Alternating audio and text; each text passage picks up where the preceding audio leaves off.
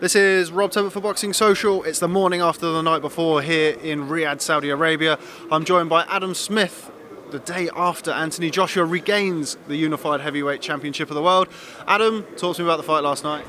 Well, it was an incredible performance, wasn't it, from Anthony Joshua? He just got everything right. It was disciplined, it was tactical, it was what he planned in the gym for months, executed to precision.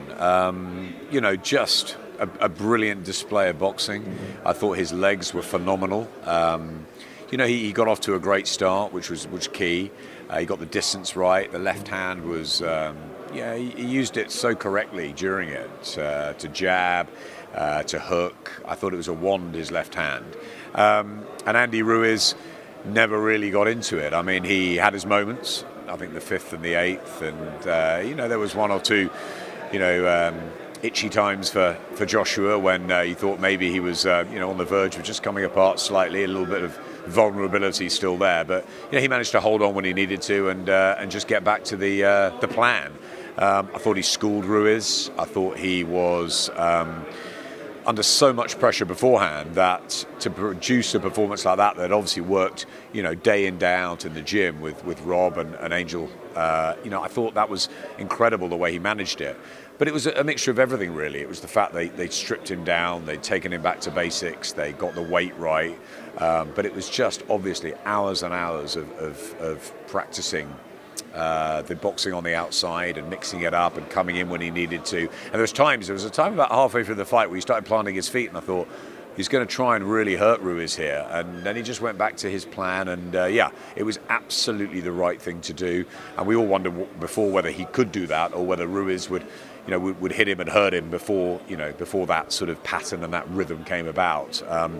Disappointing performance from Andy Ruiz Jr. in as much as we expected him to throw more combinations. He did throw a few body shots and got through, but I think that the 20 stone plus he came in and was a big mistake. I wondered sort of earlier in the camp if he'd been training sort of full pelt or whether he had sort of trained almost when he wanted to train. But I think with Andy Ruiz, he sort of is what he is, and I expected him to still go in there and be very menacing and threatening. And while he was always dangerous, he never really got going. It reminded me a bit of Lennox Lewis and David Tua, that he was just sort of negated by the brilliance of Anthony Joshua on the night, but also by his lack of mobility and carrying too much weight. But listen, let's not take anything away from what was a wonderful night for Anthony Joshua. It was a night where he had to get it right, psychologically, mentally, how he came to terms with what happened to him in the garden, and the fact that he went in there and executed a plan to precision on a different stage with huge global attention on him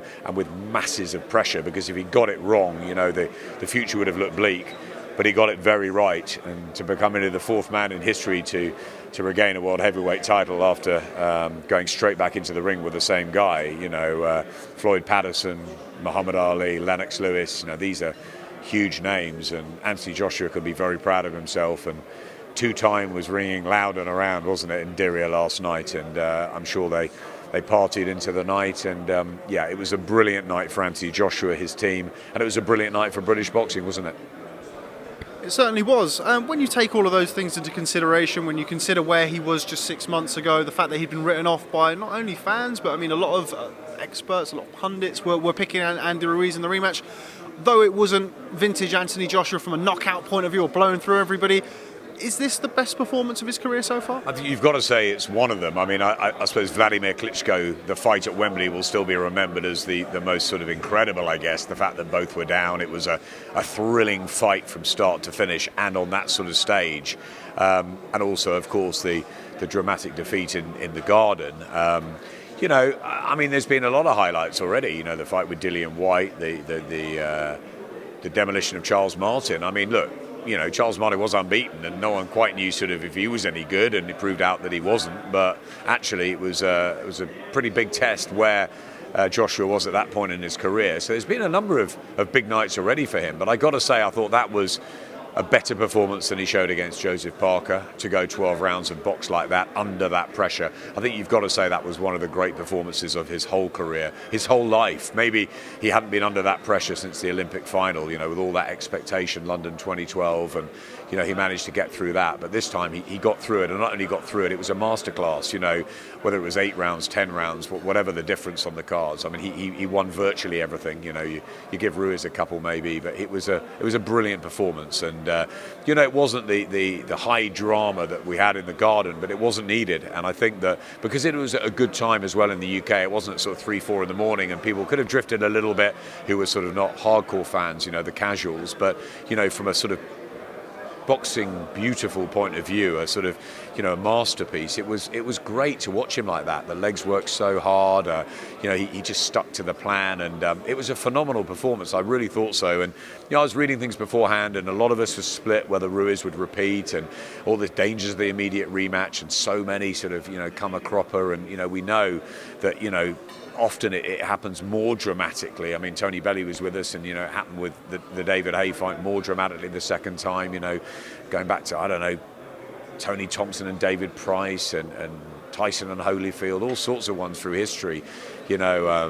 Ali and Liston, loads have gone the same way, and people are saying he needs 2 or 3 opponents just to sort of like Ruiz, just to sort of get his mind back together and get him practicing again. But obviously they did so much work in that Sheffield camp, locking themselves away from all the outside interests and the marketing and the sponsorship deals and all of that. And going back to basics, it showed how much Anthony Joshua wanted to right the wrong, and how sweet was that revenge for him last night and the team around him. And it showed that a couple of extra coaches alongside Rob did work. They were all under enormous pressure last night, and where would we be if Andy Ruiz had won again? And a wonderful story, first Mexican ever heavyweight champion. But British boxing needed Anthony Joshua to put a performance like that in, and he did. And I was reading an article by Ron Borges in the Boxing Monthly, literally about half an hour before the ring walk. Just Teddy Atlas was saying some things about, it's so dangerous, going back in, has he really learned? But he obviously did everything. He did his homework. He talked to Vladimir Klitschko. He got his advice. He got his mind right. And he just was, it was a brilliant display of boxing. And, he's been through a lot, Anthony Joshua, in the last few months. Everybody's good to kick someone when they're down. And really, he dramatically got it right. In a non-dramatic fight way. There wasn't that sort of, the ups and downs of a New Yorker or a Wembley with Klitschko, but it was absolutely absorbing. You couldn't take your eyes off it. And from a pure boxing point of view, it was exactly what he needed to do. It was fantastic. Where next for Anthony Joshua? I mean, inevitably now, mandatories are going to be called. Kubrat Pulev, seemingly been IBF mandatory for many, many years. And he was meant to fight him, of course. He was meant to fight him at that night. They ended up boxing Carlos Takam, of course. That seems to be the call for the fight next. Is it realistic that that's going to happen? And also, are we going to bring that back home? Is that going to come back to London? I'd like to see Anthony Joshua have a homecoming now. He's fought in America, he's fought in Saudi Arabia. I'd like to see him fight in London. I think that would be the perfect one to come back to. Maybe spring, early summer. I've mentioned quite a number of times to both Team Joshua and Eddie about the Spurs Stadium, which is obviously the new stadium in Britain. As much as I'd like to go to Anfield with Callum Smith and so on, being a Liverpool fan, I think the Spurs Stadium would be perfect. Wembley, I think, has got the Euros next summer, and something like that would be terrific, wouldn't it? And I think he'll have to get a mandatory out of the way. I think Kubrat Pulev probably is the one. But a sort of, a big packed out new venue, bringing the belts back, I think that's the sort of thing. And obviously the WBO with Alexander Usyk, maybe Usyk would fight Chisora, and then Joshua would fight, Pulev, and then Usyk. But of course the talk now will be, can they make that unification too? Fury, Wilder, February the 22nd, will they be a trilogy there? If that they're all sort of locked away doing that in 2020, then I guess it's time for Joshua to fight the likes of Pulev, Usyk, and the one I'd also love him to fight is Dillian Whyte in a rematch. That would be, how that would sell as a fight next summer. That would also be a great alternative. So, one of those 3 names, I think, and obviously Wilder and Fury now very much back on the agenda to try and get those big fights made. So I think what it's done, it's given a huge injection for British boxing, because now we're looking forward to another 2-3 years of these type of fights. But if he'd lost to Ruiz, obviously we go with the story. Ruiz then would have maybe fought someone like Adam Kanaki and then fought the winner of Wilder Fury in a big unification, but he didn't. He's crying for a third fight. I'm not sure about the interest in that, certainly not yet. I'd like to see Joshua come back to London, maybe take care of one or two of the mandatories, or fight Dillian Whyte.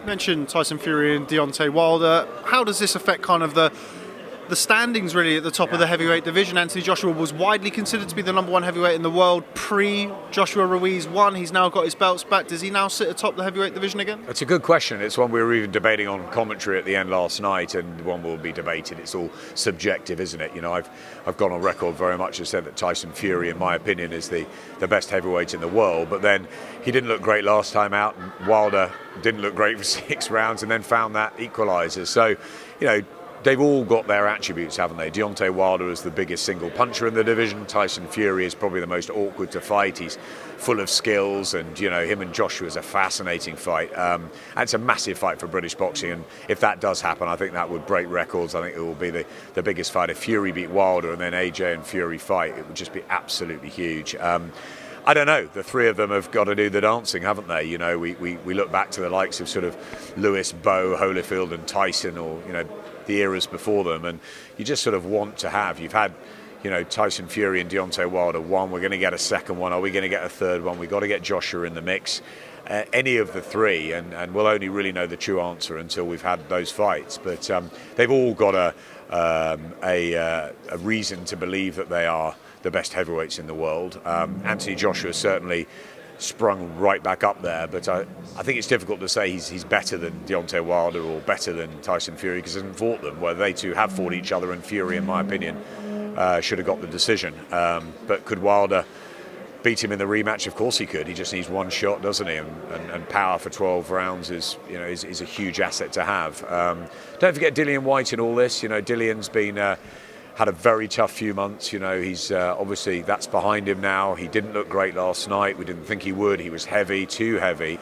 But he got through it. He got back in the ring. And I think 2020 is going to be a fascinating year for Dillian Whyte as well. So there's some great fights out there, aren't they? The coming through of Daniel Dubois, and you've got Joe Joyce as well. And obviously over in the States there's a huge amount. There's Hrgovic. There's it's great. And Ruiz will come back strong, I'm sure.